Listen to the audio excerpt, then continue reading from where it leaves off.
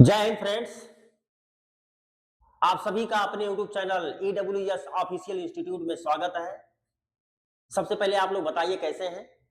आशा करते हैं आप सभी लोग अच्छे होंगे, स्वस्थ होंगे और बहुत ही जबरदस्त होंगे। आप लोगों के लिए मैं कुछ यहाँ पे इंफॉर्मेशन आपके साथ में शेयर करना चाहता हूँ। ये आप सभी लोगों के लिए गुड न्यूज है बेटा, ध्यान रखेंगे। मैंने एक बैच लॉन्च किया है, सुपर बेसिक बैच 1.0। ये बैच बेटा इंग्लिश का है। किसका है? इंग्लिश का है। और ये बिल्कुल फ्री कोर्स है, याद रखेंगे। बिल्कुल ये आप लोगों को फ्री पढ़ाया जाएगा, एकदम डिटेल में फ्री कोर्स है। मैंने यहाँ पे एकदम बेसिक यानी सुपर बेसिक, आप नाम से ही इस बैच के नाम से ही आप पता लगा सकते हैं कि सुपर बेसिक बैच, यानी ये उन बच्चों के लिए है जिन्होंने कभी भी इंग्लिश के बारे में नाम ना सुना हो कि इंग्लिश क्या होता है, जिन्होंने कभी इंग्लिश को लिखा ना हो, जो बच्चे पढ़ नहीं पाते हैं बट इंग्लिश लैंग्वेज वो पढ़ना चाहते हैं, इंग्लिश लैंग्वेज को पढ़ने के लिए वो इंटरेस्टेड हैं, तो उन सभी बच्चों के लिए ये जो बैच है ये बिल्कुल फ्री में आप लोगों के अपने YouTube channel EWS official institute में ये बैच चलेंगी। और बिल्कुल मैं जीरो लेवल से ये मान करके मैं चलूंगा कि आपने कभी भी इंग्लिश फील्ड में यानी इंग्लिश लैंग्वेज को देखा नहीं है ना उसके बारे में सुना है, किस तरह से हम लोग इंग्लिश लैंग्वेज को समझेंगे बिल्कुल अच्छे से, एकदम बेसिक लेवल से इस बैच में मैं आप लोगों के साथ में डिस्कस करूंगा। और बिल्कुल छोटी छोटी बातों को ध्यान रखते हुए भी हम लोग डिस्कस करेंगे। आज जो ये क्लास होने वाला है बेटा, ये क्लास फर्स्ट है, आप ध्यान रखेंगे। ये क्लास पहला क्लास है, थोड़ा सा आप इसके बारे में समझिएगा। ये क्लास पहला है, इसमें आज मैं कुछ इंट्रोडक्टरी पार्ट को डिस्कस करूंगा। आज मैं इंट्रोडक्शन कुछ इसके इंग्लिश के बारे में कि किस तरह से हम लोगों का पैटर्न चलेगा यूट्यूब चैनल पे, किस तरह से मैं आप लोगों को पढ़ाऊंगा, इन सभी चीजों के ऊपर डिस्कस करूंगा, ठीक है। और कुछ जो इंपॉर्टेंट चीजें हैं उनके ऊपर भी डिस्कस किया जाएगा, ठीक है। तो आप ध्यान रखेंगे, ये गुड न्यूज था आज जो मैं आप लोगों के साथ में शेयर करना चाहता था। इंग्लिश की बैच है और ये सुपर बेसिक बैच 1.0 है। ये बिल्कुल फ्री कोर्स है, इसमें आप लोगों को एक पैसा पे नहीं करना पड़ेगा और आप इधर उधर आपको भटकने की जरूरत नहीं है। विश्वास मानिए, मैं आपको इंग्लिश सिखाकर ही मानूंगा और बिल्कुल बिल्कुल आप आसानी से अंग्रेजी समझ जाओगे। अगर आपको हिंदी आती है, यदि आपको हिंदी आती है तो इंग्लिश सिखाने की गारंटी मैं लेता हूं। 3 महीने तक आप मुझे दे दीजिए, 3 महीने का समय। उसके बाद में आप अपने अंदर, अपने नॉलेज के अंदर इंप्रूवमेंट खुद देखिएगा कि आपके अंदर कुछ इंप्रूवमेंट हुआ है या नहीं हुआ है, ठीक है। और मैं उम्मीद करता हूं कि आप सभी लोग चैनल को सपोर्ट भी करेंगे, क्योंकि देखिए अभी ये ग्रोइंग चैनल है और जब तक आप इसको सपोर्ट नहीं करोगे तो आपके बिना मैं अधूरा हूं, यानी स्टूडेंट्स के बिना शिक्षक अधूरा होता है और शिक्षक के बिना स्टूडेंट्स अधूरा होता है, ठीक है। तो हम लोगों को कंप्लीमेंट्री बनना है, पूरक बनना है एक दूसरे का। समझ में आ रहा बात? कंप्लीमेंट बनना पड़ेगा एक दूसरे का। तो आप मेरा सपोर्ट करिए और डेफिनेटली मैं आप सभी लोगों का सपोर्ट करूंगा, ठीक है। और बिल्कुल मैं आप लोगों को जीरो लेवल से स्टार्ट करूंगा कि इंग्लिश होता क्या चीज है, ये है क्या चीज, इन सभी चीजों के ऊपर, ठीक है। तो सबसे पहले अगर आप चैनल पे नए हैं तो प्लीज चैनल को सब्सक्राइब कर दें और लाइक तब करिएगा जब आप लोगों को ये सेशन अच्छी लगे, ठीक है। तो चलिएगा और शेयर और भी करते रहिएगा भाई, ठीक है। आप लोगों के साथ में डिस्कस करता हूं। ये बैच स्टार्ट करने से पहले सबसे पहले मैं आपसे क्वेश्चन पूछता हूं कि आप इंग्लिश पढ़ना चाहते हैं तो सबसे पहले ये जानो कि इंग्लिश है क्या चीज, ठीक है। यानी क्वेश्चन क्या है, what is English.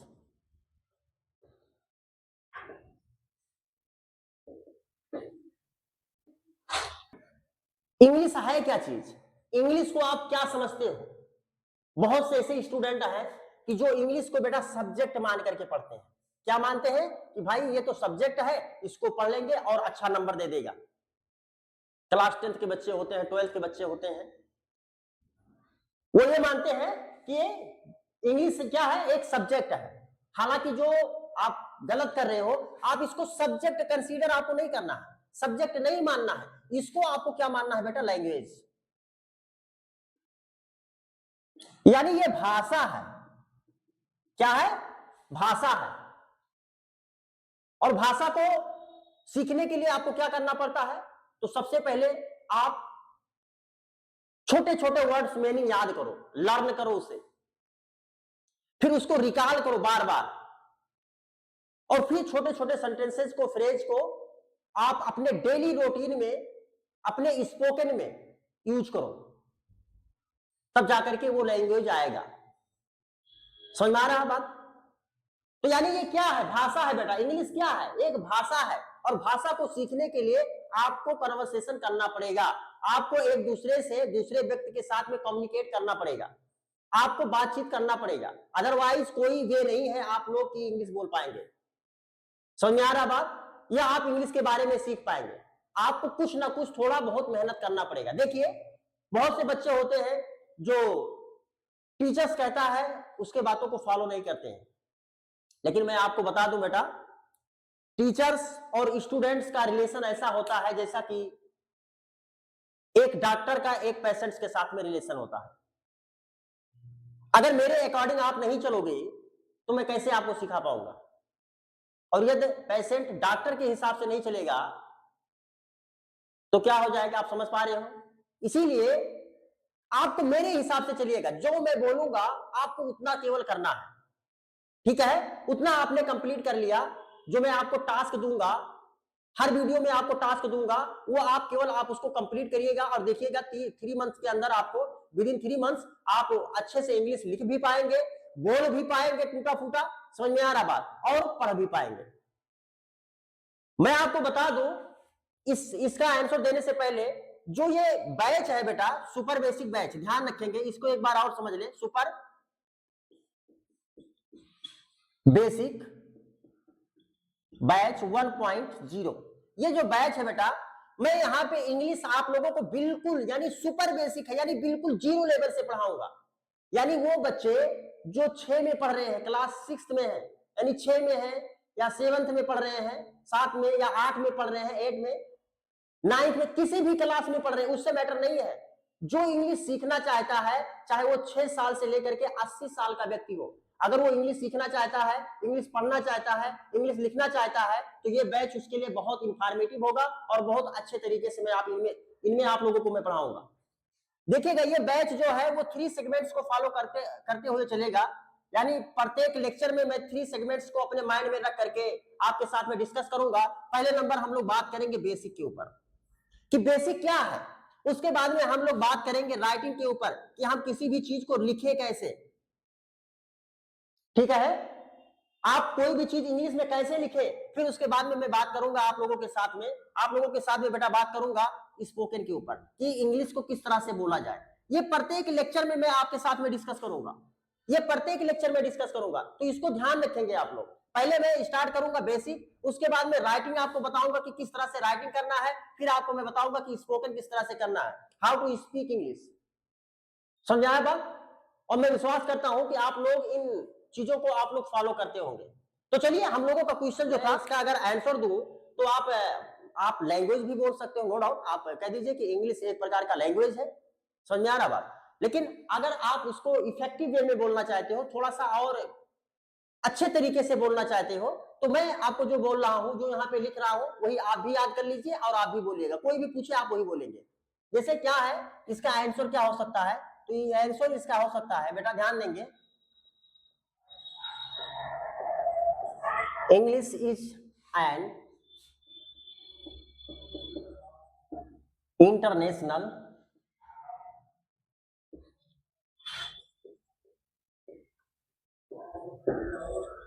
Communicative and official language. मुस्कुराइए मत, मुस्कुराने से काम नहीं चलेगा, इधर इधर ध्यान दो। समझ आ रहा बात? क्योंकि इंग्लिश क्या है, अगर आपसे कोई पूछे व्हाट इज इंग्लिश, तो आपका आंसर क्या होना चाहिए, योर आंसर शुड बी क्या होना चाहिए, English is an international communicative and official language. अंग्रेजी एक अंतरराष्ट्रीय मिलनसार और दफ्तरी भाषा है। अब इनका एक एक मतलब मैं समझा देता हूं। इंटरनेशनल का क्या मतलब होता है? इंटरनेशनल का मतलब होता है बेटा अंतरराष्ट्रीय। यानी अंतरराष्ट्रीय का मतलब क्या होता है कि ये सभी कंट्री में लगभग बोले जाते हैं। Suppose that you went to Canada, you are unable to speak Canadian language. अगर आप कनाडा लैंग्वेज को बोलना नहीं जानते हो तो आप वहां पे अच्छे से कन्वर्सेशन नहीं कर पाओगे। समझ में आ रहा बात? अच्छे से अगर आपको कनाडा, जो कनाडा के नेटिव बोलते हैं, अगर आप उनके लैंग्वेज को सीख जाते हो इतनी जल्दी तो सीख नहीं पाओगे कि आपने अभी पहुंचा और तुरंत सीख लिया। आप तुरंत उसको सीख नहीं पाओगे, कुछ समय लगेगा आपको सीखने के लिए। या हो सकता है कि आप वहां पे आपको कौन सा जो लैंग्वेज होगा वो आपका वहां पे कन्वर्सेशन करने के लिए मदद करेगा, तो वो होगा बेटा इंग्लिश। आप इंग्लिश में उससे बात करोगे तो मे भी वो इंग्लिश में भी आपसे इंटरेक्ट करे। समझ पा रहे बात मेरी? इसीलिए मैंने इसे क्या बोल दिया, इंटरनेशनल। कहीं पर भी किसी भी देश में जाइए आप, तो आपको क्या करना पड़ेगा, इंग्लिश में आप उससे बातचीत करोगे तो मे भी बहुत से ऐसे व्यक्ति होते हैं जो इंग्लिश अच्छे से समझते हैं, लेकिन हिंदी तो सभी लोग नहीं समझते हैं। समझ पा रहे बात? इसीलिए मैंने इसे क्या बोल दिया, इंटरनेशनल। कम्युनिकेटिव, ये मिलनसार है, एक दूसरे को मिलाने वाला है। ध्यान रखिएगा, एक दूसरे को मिलाने वाला है। ये लैंग्वेज दूसरे व्यक्ति से, एक व्यक्ति से दूसरे, मतलब मान लीजिए कोई दूसरे देश का व्यक्ति है तो उससे मिलाने के लिए आपको किस लैंग्वेज की सहायता लेनी पड़ेगी? तो आपको उससे बातचीत करने के लिए, कम्युनिकेट करने के लिए आपको इंग्लिश लैंग्वेज की सहायता लेनी पड़ेगी। ऑफिशियल लैंग्वेज इसको क्यों बोला मैंने? क्योंकि ये ज्यादातर प्रायः ऑफिस में यूज होते हैं। ये लैंग्वेज यानी इंग्लिश लैंग्वेज जो है वो प्रायः ऑफिस में यूज होते हैं। आपको एक चीज जान करके आज भी हैरानी है, आपको नहीं मुझे हैरानी है कि अभी तक भारत में जो सुप्रीम कोर्ट का लैंग्वेज है बेटा वो इंग्लिश है। समझ में आ रहा बात? जबकि होना क्या चाहिए भाई, भारत का जो राष्ट्रीय भाषा है, आप हिंदी होना चाहिए, हिंदी में बात करना चाहिए। समझ में आ रहा बात? ये चीज समझ पा रहे हो? हिंदी होना चाहिए, लेकिन आज भी आप देखेंगे सुप्रीम कोर्ट का जो लैंग्वेज है वो क्या है, कोर्ट का लैंग्वेज बेटा वो इंग्लिश ही है। वो इंग्लिश में वहां पे बातचीत होती है, यानी जज और लायर जो होते हैं वो आपस में कन्वर्सेशन करते हैं, बातचीत करते हैं। ठीक है, इसीलिए मैंने इसको ऑफिशियल लैंग्वेज भी बोल दिया। तो मैं उम्मीद करता हूं कि ये बड़े अच्छे तरीके से आपने समझ लिया होगा कि इंग्लिश है क्या चीज। ठीक है, अब मैं आपके साथ में बात कर रहा हूं क्वेश्चन नंबर 2। मैं आपसे क्वेश्चन दूसरा पूछूंगा कि आप बताइए, इंग्लिश के बारे में आपको समझ में आ गया तो इंग्लिश के फादर किसे कहा जाता है? Who is father of English? Who is father of English? भाई कोई भी चीज पढ़ो ना मेरे बाबू, कोई भी चीज पढ़ो ना मेरे दोस्त, तो सबसे पहले आप ये समझने का प्रयास करिए कि वो है क्या चीज। भाई इंग्लिश हम लोग पढ़ रहे हैं, मैंने आपसे पूछा कि इंग्लिश क्या है, तो आपने बताया English is an international communicative and official language. फिर उसके बाद में उस सब्जेक्ट के जनक किसे कहा जाता है? आपका इसे माना क्वेश्चन है कि who is father of English, यानी जनक किसे कहा जाता है, इंग्लिश के जनक किसे कहा जाता है? तो आपका आंसर क्या होना चाहिए? आंसर होगा, इंग्लिश के जनक किसे माना जाता है बेटा? जेफ्री चौसर। जेफ्री चौसर। याद रखना, मैं इसको यहां पे देखने के लिए नहीं लिख रहा हूं, आपके हाथ में जब मेरा क्लास देखो तो आपके हाथ में नोटबुक और उसके साथ में पेन भी होना चाहिए। नोटबुक और पेन दोनों लेकर के बैठ करके देखा करो। अब देखिए ये किसका क्या आंसर होगा? जेफ्री चौसर। अगर आपसे कोई पूछे कि who is father of English, तो आपका क्या आंसर होना चाहिए बेटा? जेफ्री चौसर। समझ में आ रहा है बात? ये आप याद रखेंगे। अब मैं आप लोगों के साथ में डिस्कस कर रहा हूं भाई, ग्रामर को भी डील करेंगे। तो ग्रामर क्या होता है मैं आपसे पूछूंगा। ये बेसिक चीजें हैं, ये आपको रटना है, आपको याद करना, यानी ये जबान पे होना चाहिए। यदि कोई पूछे आपसे तो तुरंत आप फटाक से बता दो। समझ में आ रहा बात? अब इसको किस तरह से बोलते हैं, ऐसा क्यों बोलते हैं, ये सब चीजें बात की बात है, ये बाद में देखा जाएगा। ठीक है, कि किस तरह से लिखना चाहिए इंग्लिश को, किस तरह से बोलना चाहिए, किस तरह से पढ़ना चाहिए, ये बाद में मैं आप लोगों के साथ में डिस्कस करूंगा। ये बेसिक चीजें हैं। मैं लेटर से स्टार्ट करूंगा। आई रिपीट, लेटर से कि लेटर है क्या चीज, किस तरह से लेटर्स होता है, उसका साउंड क्या होता है, सब चीज मैं बिल्कुल आपको जीरो लेवल से पढ़ाऊंगा। आपको पैसेंस रख करके आप केवल देखते रहिए, जो मैं पढ़ा रहा हूं उसको केवल आप याद करें और जो टास्क आपको दिया जाए वो टास्क आप कंप्लीट करें। केवल इतना काम है आपका, बस। अब आपका क्वेश्चन नंबर नेक्स्ट क्या है, व्हाट इज ग्रामर। अगर आपसे कोई पूछे व्हाट इज ग्रामर, तो बेटा ग्रामर किसे कहा जाता है, आप बता सकते हो कि ग्रामर किसे कहा जाता है। Grammar is that knowledge which tell us to speak, reading, writing, teaching of any language correctly. अब हिंदी में इसको समझिए, किसी भी भाषा को शुद्ध रूप से लिखना, पढ़ना, बोलना जो मुझे सिखाता है या हमें सिखाता है, उसे क्या कहा जाता है बेटा, ग्रामर कहा जाता है। उसी को व्याकरण बोलते हैं हिंदी में। समझ पा रहे बात, मैं उम्मीद करता हूं ये चीजें आपके समझ में आ रहा होगा। तो अगर आपसे कोई पूछे कि ग्रामर क्या है, तो बड़ी अच्छे तरीके से और थोड़ा सा इफेक्टिव आप इसका आंसर दे सकते हैं। आंसर क्या होना चाहिए, grammar is that knowledge, grammar is that knowledge यानी ग्रामर वह विद्या है विच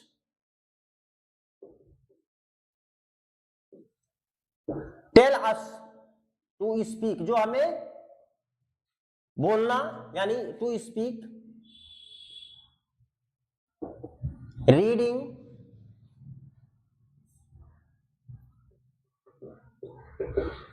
writing and teaching of any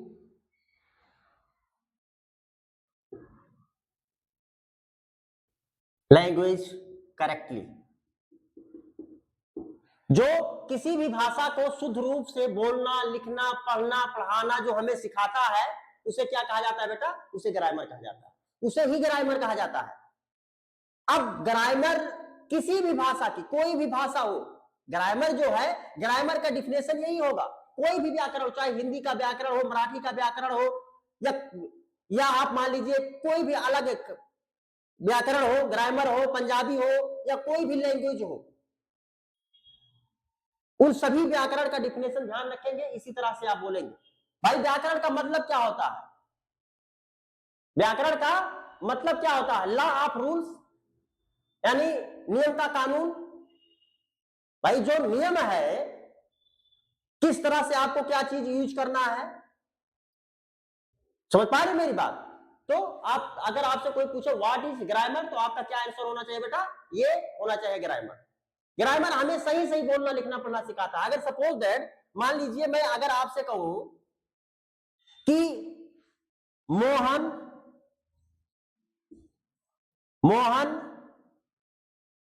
good ये इज, तो आप बताइए क्या ये बेटा, क्या ये सेंटेंस सही है, ये सेंटेंस सही है, तो आप कहोगे नहीं सर ये सेंटेंस तो सही नहीं है। तो इसको सही आपको कैसे पता कि ये सही नहीं है, क्योंकि आपने ग्रामर के रूल्स को देखा है, आपने ग्रामर के रूल्स को समझा है। भाई ग्रामर क्या कहता है, ग्रामर क्या कहता है कि ग्रामर कहता है कि पहले आप सब्जेक्ट यूज करिए, उसके बाद में वर्ब यूज करिए, उसके बाद में आप अदर वर्ड यूज करिए, यही तो ग्रामर कहता है। तो आपके दिमाग में तुरंत जाएगा कि सर यहाँ पे देखिए आप मोहन तो सब्जेक्ट यूज कर दिए, लेकिन उसके बाद में वर्ब नहीं आया, यहाँ पे आप समझ लीजिए कि एडजेक्टिव आ गया, तो ये गलत हो गया सर, बिल्कुल गलत है। आपको ये ग्रामर्स के नियम के अनुसार ही तो पता चला। तो ग्रामर क्या बताता है हमें, भाई किस तरह से लिखना चाहिए, किस तरह से बोलना चाहिए, किस तरह से पढ़ना चाहिए, यही तो इलैबोरेट करता है बेटा, यही तो एक्सप्लेन करता है। तो अगर आपसे कोई पूछेगा, कोई भी, समझ पा रहे मेरी बात आप लोग, आप समझ पा रहे हो, मुस्कुराओ मत, बताइए ये चीजें समझ पा रहे हो नहीं समझ पा रहे हो। और अगर कोई डाउट रहता है तो कमेंट बॉक्स में जरूर क्वेश्चन पूछिएगा, कमेंट बॉक्स में आप क्वेश्चंस जरूर पूछिएगा। कोई भी आपको कंफ्यूजन होगा आप पूछिएगा, समय आने पर आप लोगों को मैं वीडियो अवेलेबल करा दूंगा, ठीक है। तो चलिए ये हो गया आपका।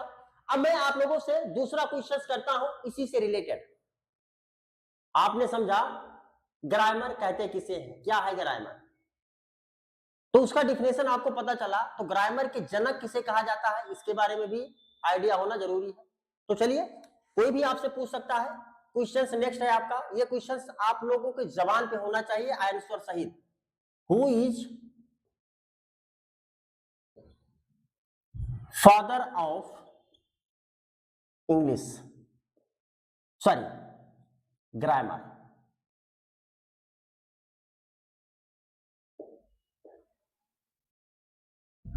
ग्रामर के जनक किसे कहा जाता है? ठीक है, ग्रामर के पापा किसे कहा जाता है? तो आंसर इसका क्या होगा?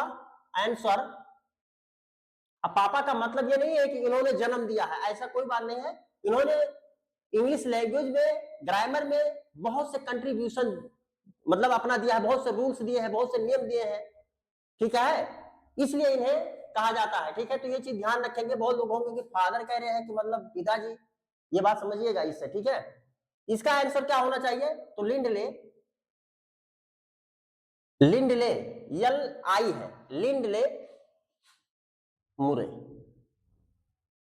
एक्चुअली इसका प्रोनाउंसिएशन मरे होता है, लेकिन फॉरेन कंट्री में इसको मरे ही बोलेंगे, इसका शुद्ध प्रोनाउंसिएशन। लेकिन हम लोग मुरे इसलिए बोलते हैं क्योंकि मरे वर्ड जो है वो नेगेटिव है, नेगेटिव है। ठीक है, इंडियन के हिसाब से।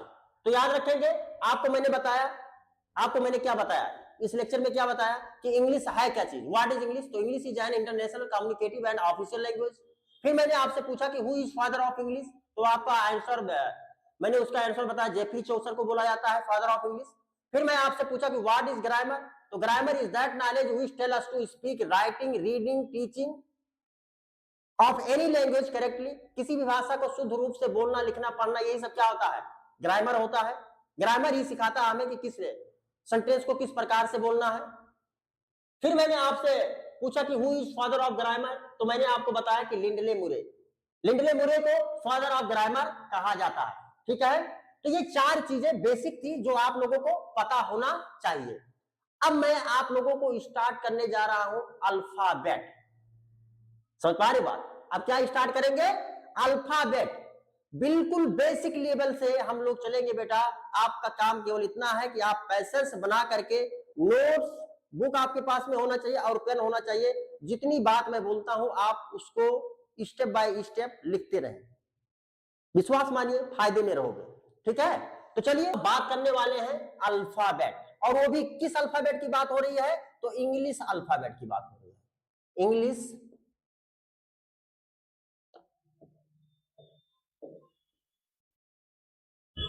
अल्फाबेट। अब मुझे आप बताएंगे, इंग्लिश अल्फाबेट बोला जाता है कि अल्फाबेट्स? इसके बाद में एस लगना चाहिए या नहीं लगना चाहिए? तो ध्यान रखना, अल्फाबेट के बाद में एस कभी नहीं आता। अल्फाबेट में अगर आप एस लगा देंगे बेटा, ध्यान देना, अगर आप इसके अंत में एस लगा दोगे तो इसका अर्थ अलग हो जाएगा, इसका मतलब हो जाएगा भाषा।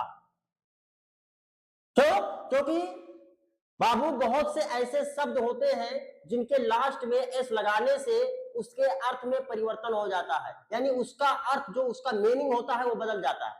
जैसे मैं फॉर एग्जांपल मैं आपको बता दूं, जैसे मैंने कहा ड्रग, तो ड्रग मीन्स क्या होता है बेटा? ड्रग मीन्स होता है दवा। जो हम लोग मेडिसिन, मेडिसिन जो बोलते हैं वो उसको ड्रग भी बोला जा सकता है। लेकिन अगर आप इसमें एस लगा दिए तो देखो इसके अर्थ का अनर्थ हो गया कि नहीं?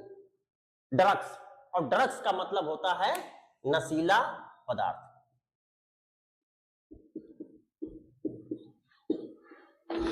नशीला पदार्थ। इसीलिए आपको बहुत अलर्ट रहना है, बहुत ध्यान से। मैं छोटी से छोटी गलती पे आप लोगों को अलर्ट करूंगा, और आपको, आपका काम है कि आप लोग अलर्ट हो जाएंगे वहां पे। आप अल्फाबेट नहीं, अल्फाबेट्स नहीं बोलेंगे, आपको बोलना है अल्फाबेट। हम लोगों को पढ़ना क्या है? अल्फाबेट। ठीक है, तो ये चीज ध्यान बारे में पढ़ना है। और अल्फाबेट का हिंदी में अर्थ होता है वर्णमाला। हिंदी में क्या अर्थ होता है इसका? मीनिंग होता है वर्णमाला। अब भाई आपको पता है वर्ड का मतलब क्या होता है? वर्ड का मतलब होता है अक्षर, और माला का मतलब क्या होता है? माला का मतलब होता है समूह। देखो कितना अच्छे से इसमें इसका डिफिनेशन निकल करके आया अल्फाबेट का। ठीक है, अक्षरों का समूह, लेकिन एक आर्डर में, अक्षरों का समूह in a series A to Z is known as alphabet. समझ में आया बात? यानी जो अल्फाबेट के लेटर्स हैं वो एक सीरीज में होना चाहिए, यानी ए के बाद में बी ही आना चाहिए, उसके बाद सी, उसके बाद में डी, ऐसा नहीं होना चाहिए कि ए के बाद में जेड आ जाए, फिर पी आ जाए, क्यू आ जाए, तो इसको अल्फाबेट नहीं बोलते हैं। एक सीरीज में, एक ऑर्डर में होना चाहिए। आप लेटर को इंग्लिश में क्या बोलते हैं बेटा? इंग्लिश को आप सॉरी अक्षर को इंग्लिश में क्या बोलते हो? लेटर बोलते हो, और समूह को ग्रुप बोल देते हो। ठीक है, तो अगर मैं अल्फाबेट को डिफाइन करना चाहूं कि इंग्लिश अल्फाबेट को किस तरह से आप डिफाइन करोगे, अल्फाबेट किसे कहा जाता है, अल्फाबेट को डिफाइन किस तरह से करेंगे, इंग्लिश अल्फाबेट कहा किसे जाता है, तो सबसे पहले हम लोग इसको डिफाइन करके इसके डिफिनेशन को लिख लेते हैं। फिर इसमें जो गूढ़ रहस्य है, जो इसके इंपॉर्टेंट कंसेप्ट हैं, उसके ऊपर मैं आप लोगों के साथ में डिस्कस करता हूं। ठीक है, तो ध्यान देंगे, ये वर्णमाला है क्या चीज? तो आपसे अगर कोई पूछे कि वर्णमाला क्या होता है भाई साहब, कोई भी वर्णमाला हो, चाहे वो हिंदी का वर्णमाला हो, चाहे वो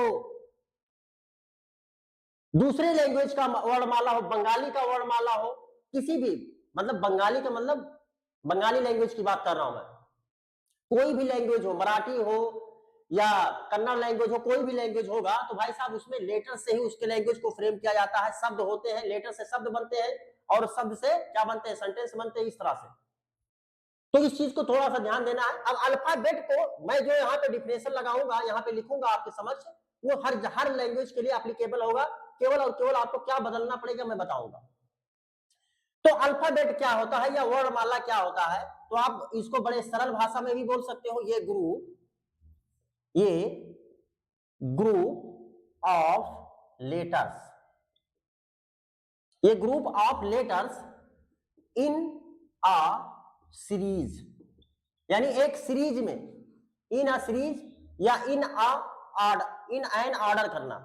अगर आप यहाँ पे ऑर्डर लिखेंगे तो यहाँ पे आपको एक इंग्लिश, यानी ये नहीं एन होना चाहिए। ठीक है, तो in a series A to Z is known as alphabets नहीं, अल्फाबेट। ठीक है, या आप चाहो तो इसको दूसरे तरीके से भी डिफाइन कर सकते हो, इसको दूसरे तरीके से भी डिफाइन कर सकते हो। कैसे, क्या डिफाइन कर सकते हो? तो आप लिख सकते हो एन अल्फाबेट, बेट्स मत बोलिएगा बेटा, गलत हो जाएगा। An alphabet is a fixed set of letters which is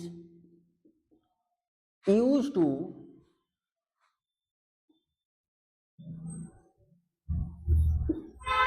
read and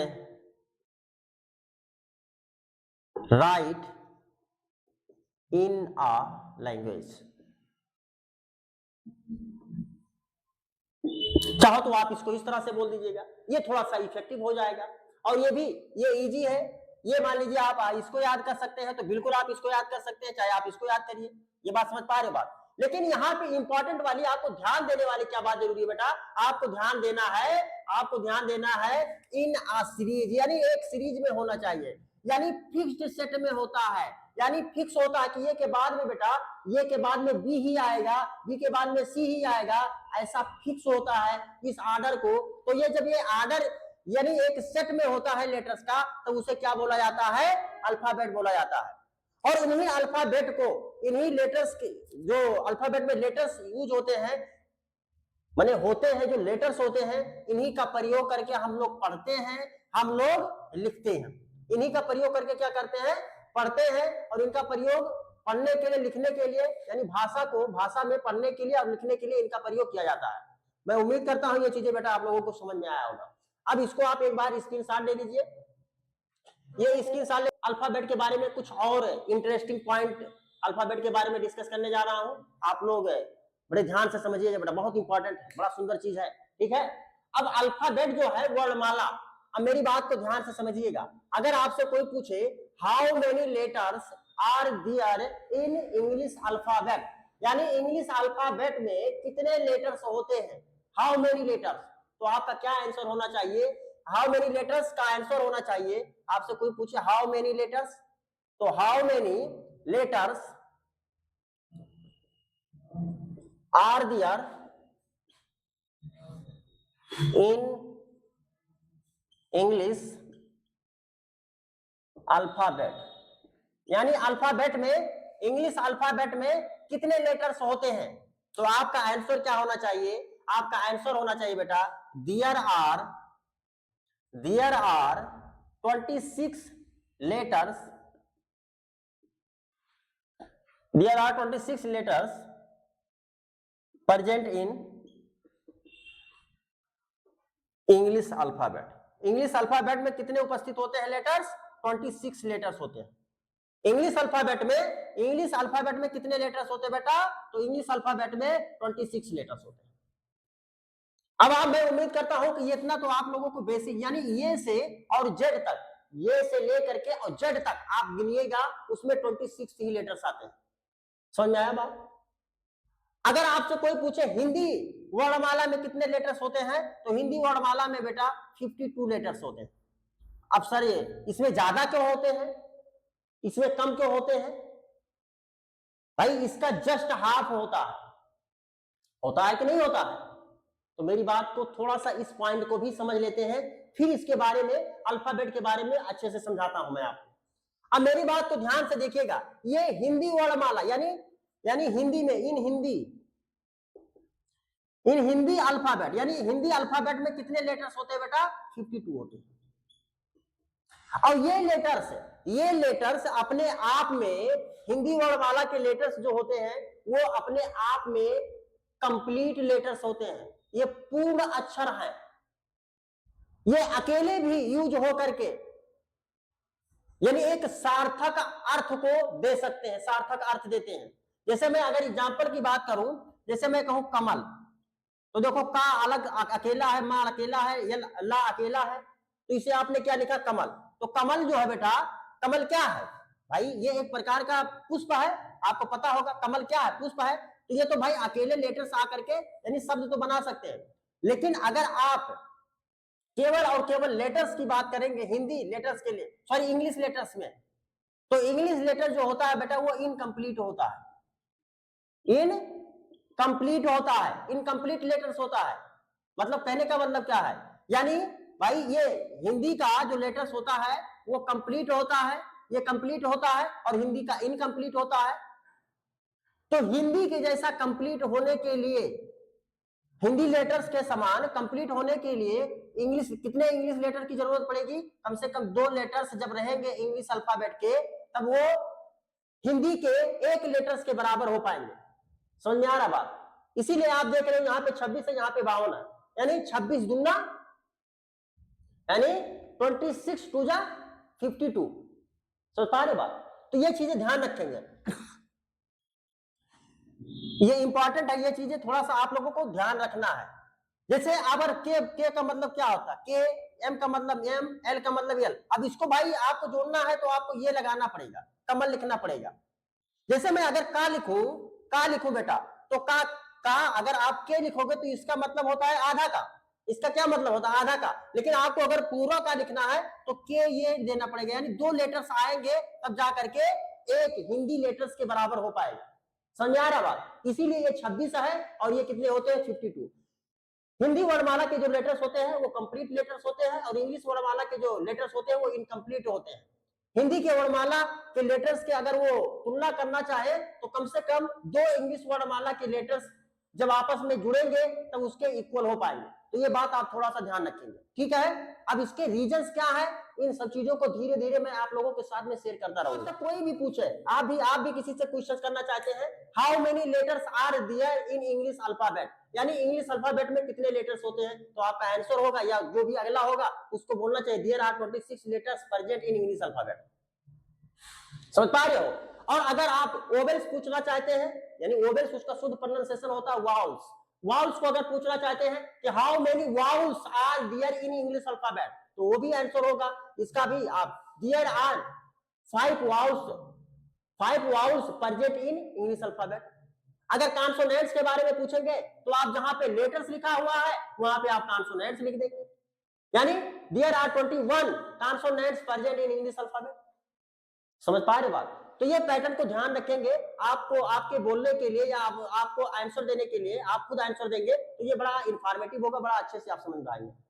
ठीक है बेटा, अब चलिए हम लोग इसके कुछ और अच्छे बातों के बारे में, अल्फाबेट के बारे में अच्छे से समझते हैं। आपको पता चला कि इंग्लिश अल्फाबेट में लेटर्स की अगर संख्या की बात की जाए तो 26 होती है।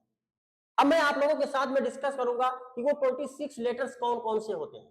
ठीक है, तो वो 26 लेटर्स कौन कौन से होते हैं, तो ध्यान रखेंगे बेटा, ये B C D E F G H I J K L M N O P Q और एस। आप कई तरीके से बनाते हैं, S T U V W X Y Z. ठीक है, इसको भी कई प्रकार से वाई, एक्चुअली वाई जो है, ध्यान रखना, थोड़ा सा इसको क्लियर कर लीजिए क्योंकि थोड़ा सा कंफ्यूजन ना रहे। ऐसे ये ऐसे मुड़ा होना चाहिए। ठीक है, एक्स को भी इस तरह से मत बनाइए, इस तरह से बनाइए, और वाई को क्योंकि हम लोग लिख रहे हैं हैंड से, ऐसे बनाइए, वाई और जेड। क्लियर है बेटा? मैं आप लोगों को ये भी बताऊंगा कि कौन सा लेटर, ये जो इंग्लिश की नोटबुक आती है जिसमें लाइन खींचा हुआ होता है, कौन सा लेटर कौन से लाइन में होना चाहिए, सब चीज बताऊंगा। यानी ये सुपर बेसिक बैच ही इसका नाम मैंने रख दिया, ये सुपर बेसिक है बेटा, यानी बिल्कुल जीरो लेवल से, जिन्होंने कभी नाम ही नहीं सुना। अब मैं आप लोगों के साथ में डिस्कस करने जा रहा हूं इंग्लिश अल्फाबेट के, इंग्लिश अल्फाबेट में कुछ इंपॉर्टेंट फैक्ट्स के ऊपर। अगर आप इनको गिनेंगे तो ये बेटा नंबर में निकल के कितने आएंगे, 26। फिर आपसे अगर कोई पूछे ये बताइए इंग्लिश अल्फाबेट में वाउल्स कितने होते हैं, तो आंसर आपका क्या होना चाहिए, तो वाउल्स बेटा 5 होते हैं। कितने वाउल्स होते हैं, 5 वाउल्स, ए ई आई ओ और यू। जिनको मैंने सर्कल किया है बेटा वो सभी के सभी वाउल्स हैं। इन्हें क्या कहा जाता है बेटा, इन्हें वाउल्स बोला जाता है। वाउल्स को हिंदी में स्वर बोलते हैं। समझ में आ रहा बात? और इन्हीं पांचों को छोड़ करके, इन्हीं पांचों को छोड़ करके जितने भी इंग्लिश में लेटर्स, यानी इंग्लिश अल्फाबेट में लेटर्स बचते हैं उन्हें कॉन्सोनेंट्स कहते हैं। इन्हीं वाउल्स को छोड़ करके बाकी सभी, जैसे बी हो गया, सी हो गया, डी, ये इन्हें क्या कहा जाता है, कॉन्सोनेंट्स। ये कितने नंबर में होते हैं, तो ये 21 नंबर में होते हैं कॉन्सोनेंट्स। ये वाउल्स जो है, वाउल्स कितने नंबर में होता है बेटा, ये 5 नंबर्स में होता है। ये आप लोगों को लिखना है, ये नहीं कि मैं यहाँ पे पढ़ा रहा हूं। और ये जो लेटर्स होते हैं इन 5 को छोड़ करके इन्हें कॉन्सोनेंट्स बोलते हैं। कॉन्सोनेंट्स, हिंदी में इन्हें व्यंजन बोला जाता है। इनकी नंबर कितनी होती है, तो ये 21 होते हैं, क्योंकि 21 और 5 को इंक्लूड किया जाएगा, ऐड किया जाएगा, तभी जाकर के 26 लेटर्स पहुंचेंगे। मैं उम्मीद करता हूं बेटा ये चीजें आप लोग समझ पा रहे होंगे। तो आपसे कोई पूछे कि वाउल्स कितने, तो 5, कॉन्सोनेंट्स कितने, तो आपको कितने बताओगे, 21। किसे वाउल्स कहा जाता है, किसे कॉन्सोनेंट्स कहा जाता है, ये बताने का जिम्मेदारी मेरा है बेटा। कब बताना है ये मुझे पता है, आप लोग केवल और केवल जितना मैं कहता हूं उतना केवल आप फॉलो करिए। अगर आप फॉलो करते चले बेटा तो डेफिनेटली 3 यानी विद इन 3 मंथ्स आपको रिजल्ट आपके समक्ष होगा। ठीक है, तो चलिए ये चीज समझ में आ गया। अगर आपसे कोई पूछ ले कि सेमी वाउल्स क्या होते हैं, यानी सेमी वाउल्स कितने होते हैं, अभी आप जानिए कि कौन कौन से होते हैं और उनका नाम याद हो जाना चाहिए। इन्हें क्यों कहा जाता है, इन्हें वाउल्स क्यों बोलते हैं, इन्हें कॉन्सोनेंट्स क्यों बोलते हैं, सेमी वाउल्स क्यों बोलते हैं, इन सभी चीजों के ऊपर तो डिस्कस करना ही है। पूरा डिटेल में हम लोग डिस्कस करेंगे, 1 बाय 1 करके पूरा डिटेल में। तो चलिए अब मैं आप लोगों के साथ में डिस्कस कर रहा हूं कि सेमी वाउल्स कितने होते हैं। तो सेमी वाउल्स इंग्लिश अल्फाबेट में बेटा 2 होते हैं, एक W और एक वाई। ये क्या कहलाते हैं बेटा? तो इन्हें बोला जाता है सेमी वाउल्स, यानी आप इन्हें क्या बोल सकते हो? अर्ध स्वर बोल सकते हो। ये क्या होते हैं? अर्ध स्वर होते हैं। हिंदी में इन्हें क्या बोलते हैं बेटा? अर्ध स्वर। आपको ध्यान देना है, बहुत इंपॉर्टेंट है, और इसको अगर आप समझेंगे तो हर चीज। तो आपसे कोई पूछे हाउ मेनी सेमी वाउल्स, तो आप बताएंगे देयर आर 2, आप 2 बताएंगे। कौन कौन से? W और Y। आपसे अगर कोई पूछे कि इंग्लिश अल्फाबेट में वर्ड्स कितने होते हैं, शब्द, शब्द आपको पता है शब्द भाई, जिसका जो मीनिंग दे, जिसका कोई सार्थक अर्थ निकलता हो, उसे शब्द बोला जाता है। या एक लेटर का भी हो सकता है और एक से अधिक लेटर्स का भी मिलकर के बना हो सकता है। तो इंग्लिश अल्फाबेट में कितने वर्ड्स होते हैं, शब्द होते हैं? तो आपका आंसर होना चाहिए बेटा, आपका आंसर होना चाहिए 3। वर्ड्स कितने होते हैं? अगर मैं वर्ड्स की बात करूं कि इंग्लिश अल्फाबेट में कितने वर्ड्स होते हैं, शब्द होते हैं, तो 3 होते हैं। कौन कौन से? ये, आई, वो।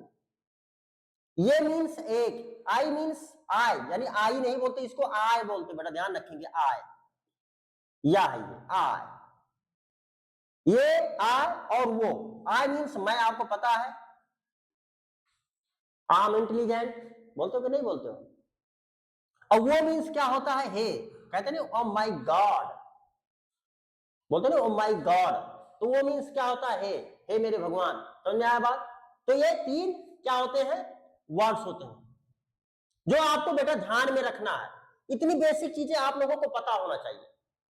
अब मैं आप लोगों को टास्क देता हूं, ये इंट्रोडक्टरी पार्ट था, इसमें मैंने बहुत कुछ खास नहीं पढ़ाया, बट आप लोगों को थोड़ा सा, आप लोगों के अंदर इंटरेस्ट जगाने का प्रयास किया कि आप देखिए ये अल्फाबेट है, और अल्फाबेट में, अल्फाबेट को भी समझने के लिए बहुत अच्छे तरीके से आपको आपका कंसेप्ट क्लियर होना चाहिए। अल्फाबेट को समझने के लिए अच्छे से कंसेप्ट क्लियर होगा, तभी आप ये सब चीजें समझ पाओगे। मैं इन सभी का डिफिनेशन बताऊंगा, रूल्स लिखाऊंगा, नियम बताऊंगा, हर चीज, वाउस का क्या नियम होता है, कब का क्या पढ़ना चाहिए, वाउस किस तरह से वर्क करता है, काम क्या करता है, इन सभी चीजों के ऊपर बेटा अभी तो बात करना बाकी है। जरूरत हमें आप लोगों की है। आप लोग प्लीज चैनल को सपोर्ट करिए और ज्यादा से ज्यादा इसको लोगों तक शेयर करें, ताकि आपका अगर कोई छोटा भाई है या बड़ा भाई है जो इंटरेस्ट रखता है इंग्लिश पढ़ने के लिए और उसे इंग्लिश समझ नहीं पाता है, तो उसे डेफिनेटली ये चीजें बिल्कुल आसान भाषा में मैं पढ़ाऊंगा और बिल्कुल आराम से वो समझ पाएगा। दूसरी बात, आपको मैं टास्क दे रहा हूं, मैं लेक्चर को यहीं पे एंड करना चाहूंगा, इस लेक्चर को, लेकिन इससे पहले मैं कुछ आप लोगों को टास्क दूंगा, ठीक है? टास्क क्या होगा? आपका टास्क क्या होगा? ध्यान देंगे कि क्या होगा। क्लास फर्स्ट टास्क, यानी आज जो क्लास है उसका क्या टास्क है, तो याद रखेंगे हिंदी अल्फाबेट में, हिंदी अल्फाबेट को इंग्लिश में लिखें और याद रखें।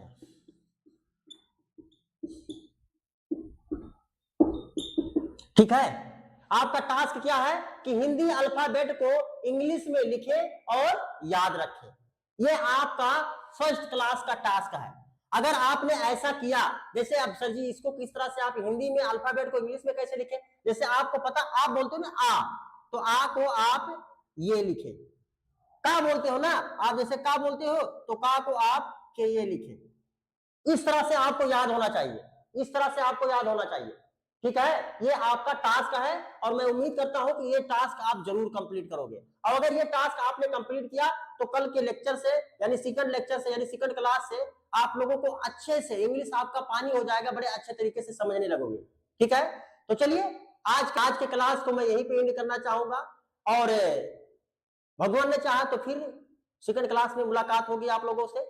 लेकिन आप लोगों से एक रिक्वेस्ट है कि प्लीज, अगर आप चैनल पे नए हैं, अगर आपको वीडियो इंफॉर्मेटिव लगते हैं, तो आप लोग प्लीज क्लास को लाइक भी कर दिया करें, नए हैं तो सब्सक्राइब कर ले, और चैनल को प्लीज सब शेयर किया करें और पूरे भारत में आप फैला दीजिए, पूरे भारत में शेयर करके पूरे भारत में फैला दीजिए, ताकि जो किसी लेक्चर्स को परचेज नहीं कर सकता है या जिसके पास में पैसे नहीं होते हैं, वो भी अच्छे से अपने इंग्लिश को इंप्रूव कर सके और इंग्लिश लैंग्वेज को समझ सके। पैसा शिक्षा में बाधा नहीं बनना चाहिए। तो यही सब्सक्राइब करिएगा, बेल आइकन जरूर आप लोग दबाइएगा ताकि नोटिफिकेशंस आप लोगों को मिल सके। हो सकता है कि क्वालिटी में थोड़ा सा हो सकता है कि वीडियो का क्वालिटी अच्छे से आप लोगों को ना मिल पाता हो या एडिटिंग अच्छी से ना हो पाती हो, तो बेटा मैं क्या बताऊं, मैं खुद ही शूट कर रहा हूं और मुझे कुछ आता जाता है नहीं। जो भी यूट्यूब पे देख पा रहा हूं कि कैसे एडिट किया जाता है, कैसे लगाया जाता है, वो चीजें मैं कर रहा हूं। बट ये मान के चलिएगा कि ये जो कंटेंट है ये आपका सॉलिड रहेगा, इसमें किसी भी प्रकार का कोई गुंजाइश नहीं है कि कोई आप लोगों को उंगली आपका पकड़ लेगा, कोई नहीं पकड़ेगा। आप बेफिक्र रहिए, आपको जो कंटेंट मैं डिलीवर करूंगा वो सबसे बेस्ट होगा और कहीं पर भी आप कंपैरिजन कर लीजिएगा, जो टीचर्स आपको पढ़ाते हैं कुछ ना कुछ वहां से आपको डिफर दिखाई देगा, ठीक है। डिफरेंट उनसे कंटेंट जरूर रहेगा, ठीक। तो चलिए आज के लिए इतना ही, बहुत बहुत धन्यवाद, थैंक यू सो मच आप लोग।